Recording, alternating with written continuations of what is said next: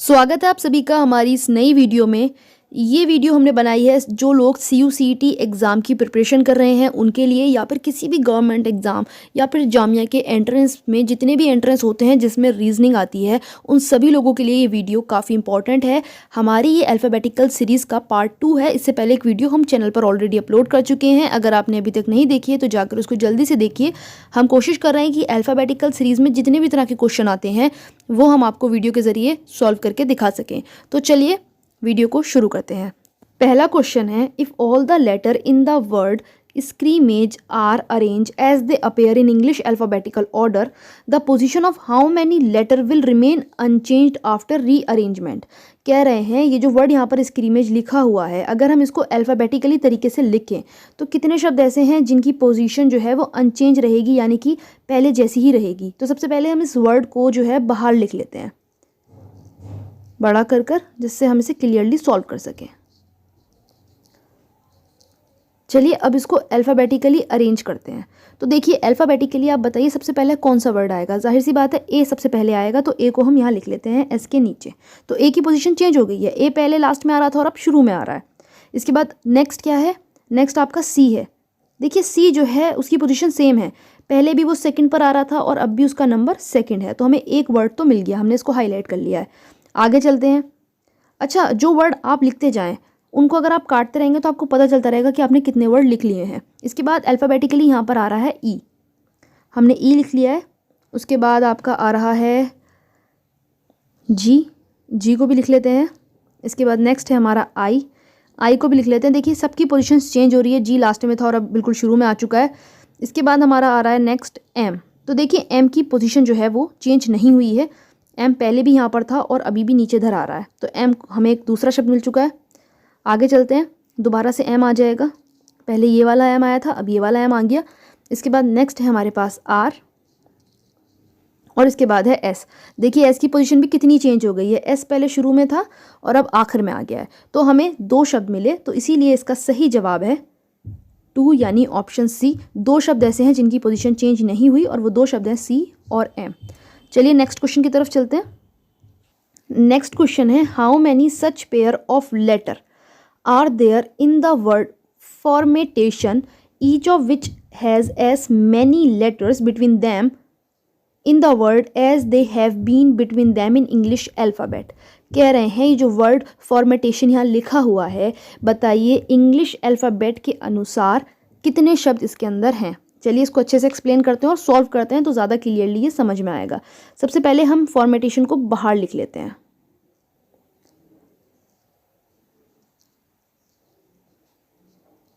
ठीक है, अब इसके बाद देखिए कहने का इनका मतलब ये है, अल्फ़ाबेटिकली बताइए कि कितने वर्ड्स की पोजीशन ठीक है। सबसे पहले एफ़ को ले लेते हैं। ठीक, तो अब आप देखिए एफ़ जो है, एफ़ के बाद यहाँ पर जी आना चाहिए था, ठीक है, लेकिन जी नहीं आ रहा, यहाँ पर आ रहा है ओ। तो ठीक है, ये गलत हो गया, इसको इरेज कर देते हैं। ठीक है, इसको जूम कर लिया हमने थोड़ा सा। तो एफ़ के बाद यहाँ ओ आना, जी आना चाहिए था लेकिन नहीं है। ठीक है, तो F G H I J K L M N N O। तो O जो है वो एकदम एग्जैक्ट पोजीशन पर आ रहा है, यानी कि F से O तक आने के लिए इतने ही शब्दों का गैप चाहिए था। तो O की जो पोजीशन है वो एकदम ठीक है। अब दोबारा से एक बार काउंट करके देख लेते हैं। F के बाद आता है G H I J K L M N O। तो O की जो पोजीशन है वो एकदम एग्जैक्ट ऐसी है जैसे इंग्लिश अल्फ़ाबेट में होती है। F और O के बीच में जितना गैप होता है यहाँ पर उतना ही गैप है। तो हमें एक वर्ड तो अपना मिल गया। ठीक है, चलिए तो हम इसको मार्क कर लेते हैं यहाँ पर, इस तरह से एरो बना, यहाँ पर कुछ हम मार्क कर देते हैं जिससे हमें याद रहे कि हमें अपना एक शब्द मिल चुका था। इसके बाद देखिए ओ के बाद आता है एम एन, ओ के बाद आता है पी, पी यहाँ पर नहीं है। अब इसी तरीके से हम सेकंड वर्ड ओ से स्टार्ट करते हैं, ये वाला ओ हम ले लेते हैं।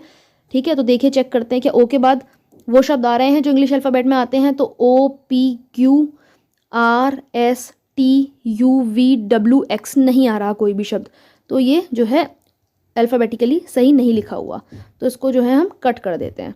अच्छा, इसको उल्टा भी चेक करना होता है, जैसे हमने इसको इस तरफ से चेक करा है ना, तो हमको इसको उल्टा भी चेक करना होता है। तो ओ के बाद आपको पता है पी आता है लेकिन यहाँ तो एफ़ लिखा हुआ है, तो ये भी जो है सही नहीं है, इसको भी हम आगे इरेज कर देते हैं। तो खैर ओ से रिलेटेड हमें कोई शब्द नहीं मिला, इसको हम कट कर देते हैं। अब आर से चेक करते हैं, R S T U V W X Y Z, कोई भी वर्ड नहीं मिला, इसको भी रेस कर देते हैं, ये भी गलत हो गया। एम से चेक करते हैं, M N O P Q R S T, उल्टा चेक करते हैं, एम एन ओ मिल गया हमें यहाँ पर, देखिए एम के बाद हमें एक शब्द मिला है ओ, तो हमें दो शब्द मिल गए हैं। ठीक है, आगे बढ़ते हैं इसी के साथ। ई से चेक कर लेते हैं, ई एफ जी एच आई, आई यहाँ पर हमें मिल गया है। ई के बाद आई जो है वो एकदम अपनी एग्जैक्ट पोजीशन पर है। आई के बाद जे, आगे भी चेक कर सकते हैं, जे के नहीं है कोई। अब इसको उल्टा चेक करते हैं, ई एफ जी एच आई, यहाँ भी कोई शब्द नहीं है। अब टी को देख लेते हैं, T U V W X Y नहीं मिल रहा, T U V W X Y नहीं मिल रहा, तो टी से रिलेटेड हमें कोई भी शब्द नहीं मिला, टी को हम कर देते हैं कट। इसके बाद ए से चलते हैं, तो ए बी सी डी ई, तो यहाँ कुछ भी नहीं है ऐसा लफ्ज़, इसको कट कर देते हैं। अब अपोजिट देख के चलते हैं, A B C D E F G, तो ये भी नहीं है, इसको भी कट कर देते हैं। तो ए से भी हमें कोई वर्ड नहीं मिला अल्फ़ाबेटिकली। टी से देखते हैं, टी यू वी डब्ल्यू नहीं है, T U V W X Y Z, अच्छा जेड जब आ जाता है उसके बाद दोबारा ए से शुरू कर देते हैं, ठीक है, ये चीज़ आप याद रखिएगा। तो ये भी वर्ड से हमें कोई वर्ड नहीं मिला, इसको भी हम कट कर देंगे। अब आई से चेक करते हैं, जे के नहीं मिला, J K L M N O P नहीं मिला।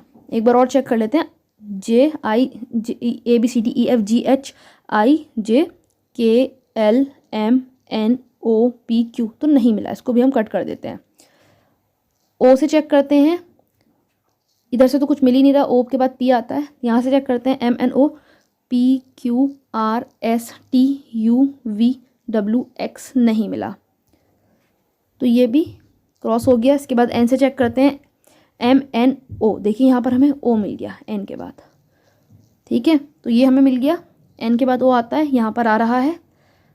आगे देखते हैं, N O P Q R S T U V W X, तो ये हमें कोई लफ्ज़ यहाँ पर नहीं मिला। तो अब काउंट कर लेते हैं टोटल कितने वर्ड हमें मिले हैं। एक हमें ये मिला, 2 3 और 4, तो टोटल 4 वर्ड हमें मिले हैं। तो हमारा जो सही जवाब है वो है ऑप्शन ए 4, ठीक है। तो मुझे उम्मीद है आपके कुछ कुछ तो समझ में आया ही होगा, एकदम से ये वाला सवाल समझ में नहीं आता, इस तरह के 2-3 सवाल और करेंगे तो ये टॉपिक क्लियर हो जाएगा। सिंपली इस सवाल में कहने का मकसद बस ये था कि हर वर्ड से आपको ABCD करके ऐसे आगे करके काउंटिंग करनी है, और एक बार बैकवर्ड काउंटिंग करनी है, एक बार ऐसे करके फॉरवर्ड काउंटिंग करनी है, और देखना है कि अल्फ़ाबेटिकली कितने वर्ड्स की पोजीशन सही आ रही है। चलिए नेक्स्ट क्वेश्चन की तरफ चलते हैं। अगला सवाल है, how many such pair of letters are there in the word tormental is of which has an many letter between them in the word as in the English alphabet. पहले जैसा same question है, चलिए इसको करेंगे तो उम्मीद है कि पहले से ज़्यादा बेहतर तरीके से इस बार समझ में आएगा। पहले इसको हम लिख लेते हैं यहाँ पर, ये हमने यहाँ पर इसको लिख लिया है। चलिए अब अल्फ़ाबेटिकली चेक करते हैं। टी के बाद आता है TU VWXY, Z के बाद AB, कोई भी वर्ड मैच नहीं करा तो ये नहीं था, ठीक है। आगे देख लेते हैं नेक्स्ट, O से चेक करते हैं, OPQRST, टी मिल गया हमें यहाँ पर, तो हमें एक शब्द यहाँ पर मिल चुका है टी, ठीक है। इसके बाद TUV, फिर कोई वर्ड नहीं है तो हमें एक शब्द यहाँ पर मिल चुका है। आगे चलते हैं, इसको कट कर देते हैं। आर से देखते हैं, RSTUVWX नहीं मिला, इधर चलते हैं RST, टी यहाँ पर हमें मिल गया फिर से, यहाँ पर इसको भी मार्क कर लेते हैं, तो हमें 2 लफ्ज़ अब तक मिल चुके हैं, ठीक है। इसके बाद आगे चलते हैं, एम से देखते हैं, MNOPQR नहीं मिला, NO, अरे O मिल गया यहाँ पर हमें, तो अब हम इसको भी मार्क कर लेते हैं, तो हमें 3 वर्ड मिल चुके हैं अब तक।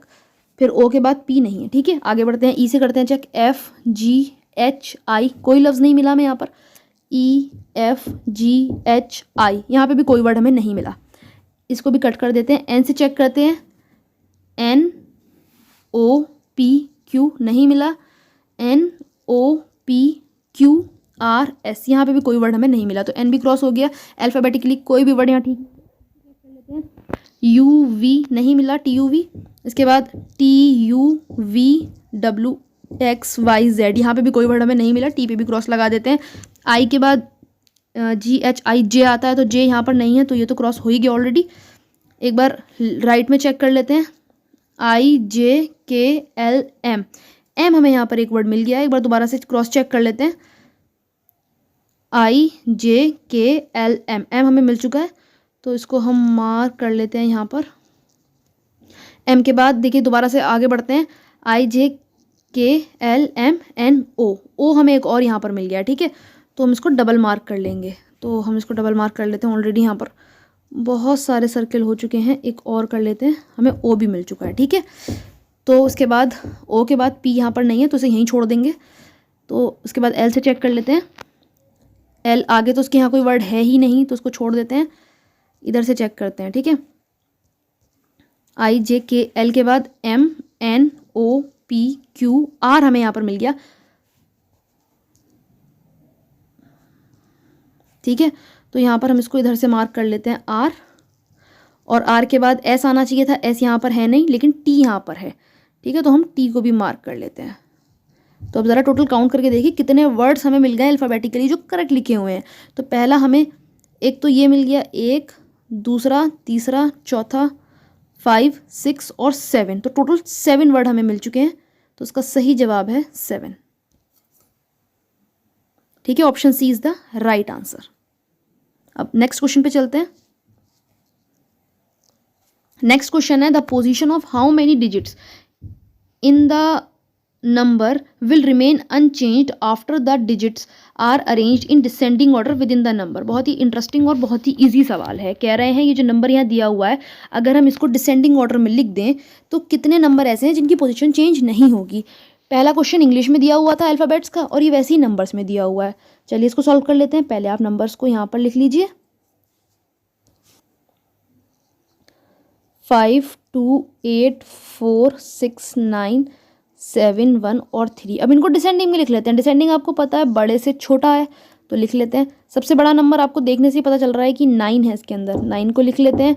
उसके बाद है 8, उसके बाद है 7, उसके बाद है 6, उसके बाद है 5, उसके बाद है 4, उसके बाद है 3, उसके बाद है 2 और उसके बाद है 1। अब बताइए कितने वर्ड नंबर ऐसे हैं जिसकी पोजीशन अनचेंज है।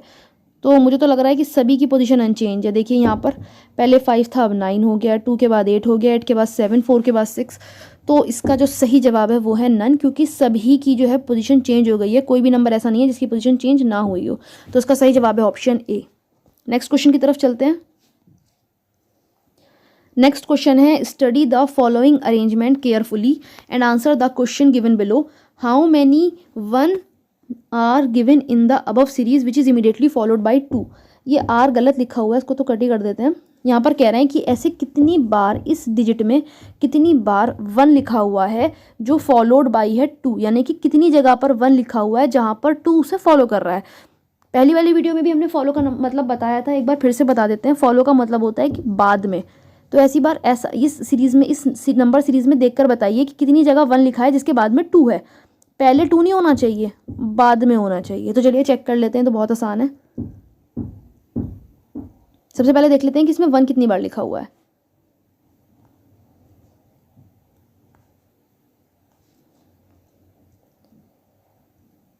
देखिए एक 1 तो यहाँ लिखा हुआ है, और देखिए ये फॉलोड बाई 2 भी है, इसके बाद में 2 आ रहा है, तो एक तो हमें यहाँ मिल गया।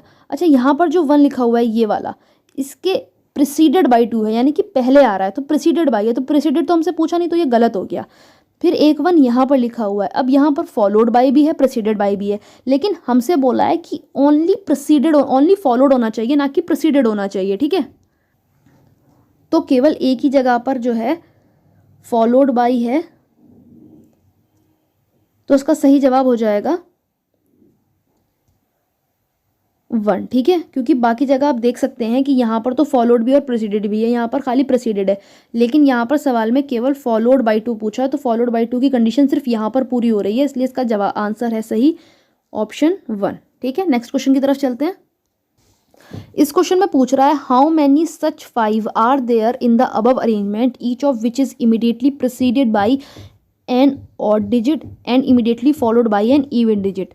यानी कि बताइए इस नंबर सीरीज में कितनी जगह पर 5 लिखा हुआ है जो प्रेसिडेड का मतलब होता है पहले आना, तो प्रेसिडेड मतलब यहाँ पर तो प्रेसिडेड हो ऑड से और फॉलोड यानी बाद में आना, फॉलोड हो इवन से। तो बताइए कितनी जगह पर ऐसे नंबर दिए हुए हैं। तो चलिए चेक कर लेते हैं,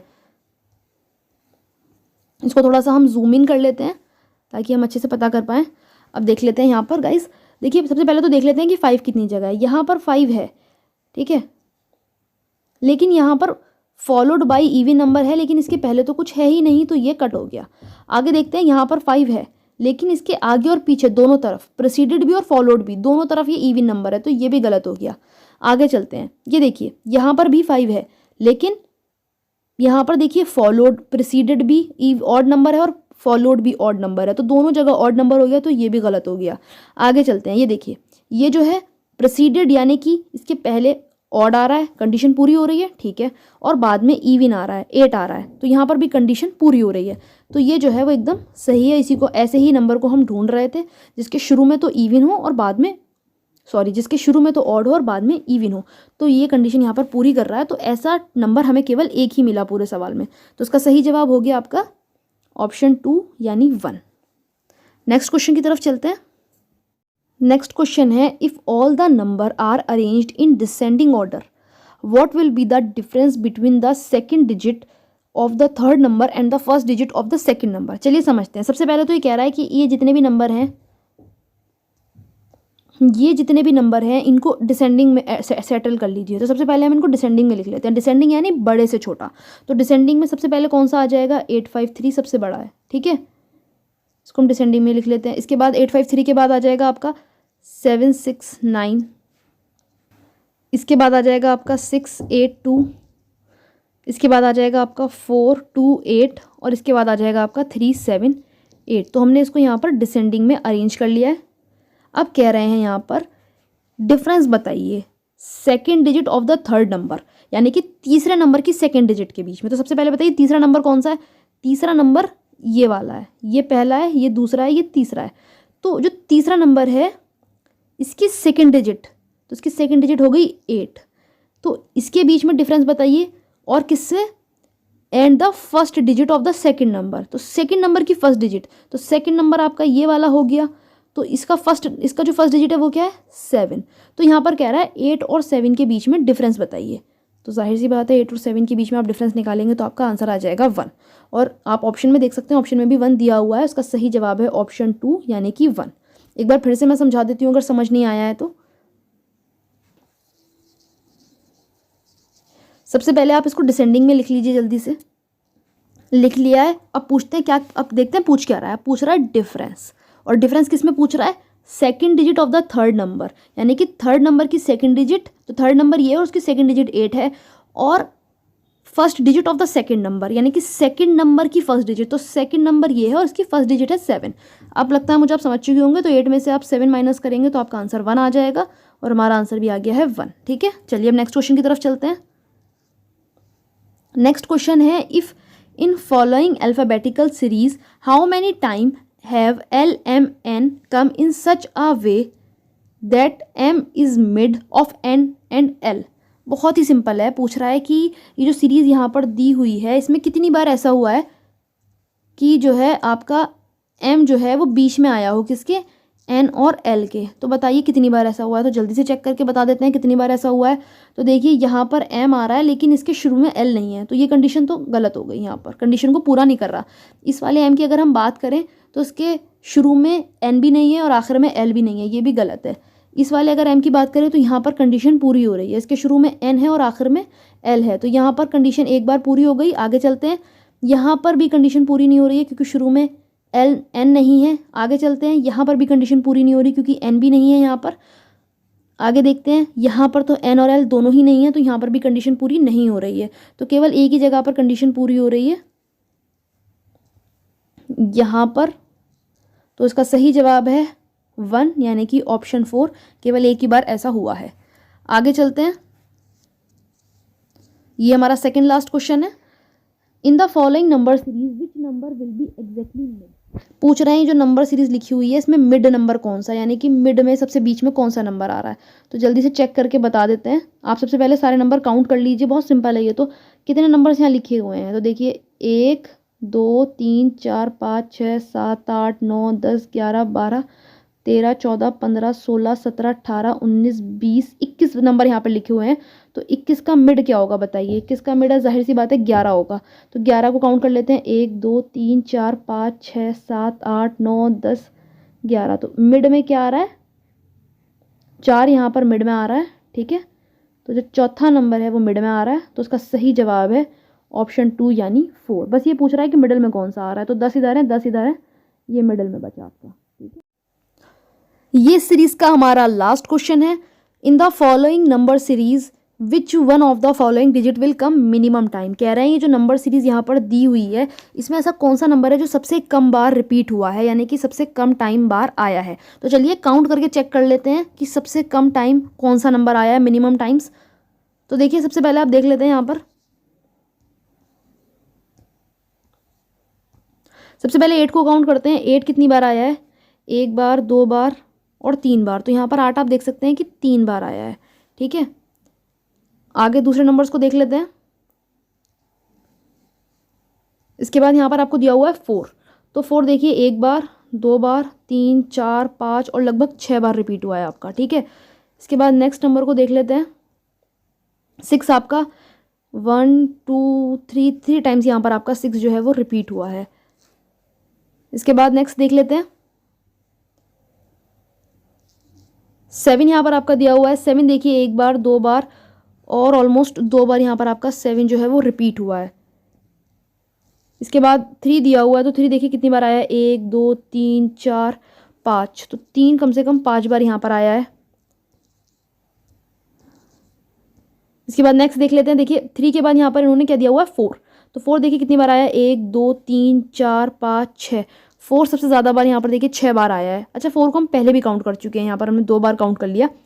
अब देख लेते हैं कौन सा नंबर है जो बचा है काउंट होने से। तो देख सकते हैं 3 4 हम सब काउंट कर चुके हैं। यहाँ पर 5 अभी तक हमने काउंट नहीं करा। देखिए 5 यहाँ पर केवल एक ही बार आया है, तो उसका सही जवाब है 5, जो कि सबसे कम बार आया है, यानी कि एक ही बार रिपीट हुआ है, या कहें एक ही बार आया है, रिपीट ही नहीं हुआ। तो उसका सही जवाब है ऑप्शन 3 यानी 5। यह वीडियो आपको ज़रूर पसंद आई होगी। कमेंट करके हमें ज़रूर बताएं कि वीडियो आपको कैसी लगी।